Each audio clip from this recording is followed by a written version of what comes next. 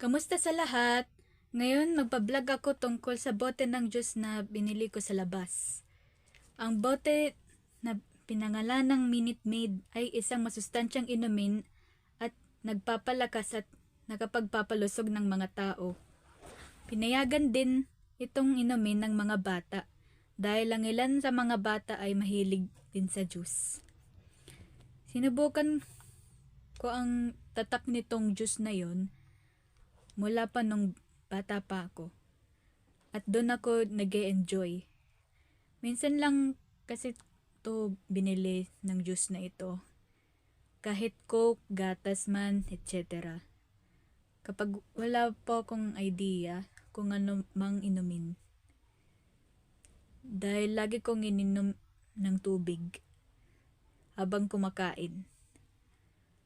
Ang juice na binili ko ay galing to sa 7-Eleven. Mura lang naman ang binili ko. Kaya doon ako pumili ng healthy drink na juice. Bagay kasi sa merienda ko, pati almusal, tanghalian at hapunan. So, hindi lang po Minute Maid na ininom ko.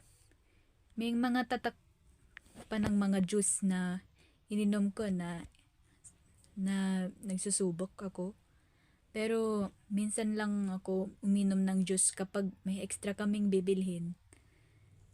Yan lang ang mga sinasabi ko. So ulitin ko po, ito po ang Minute Maid na gusto ko tong inumin.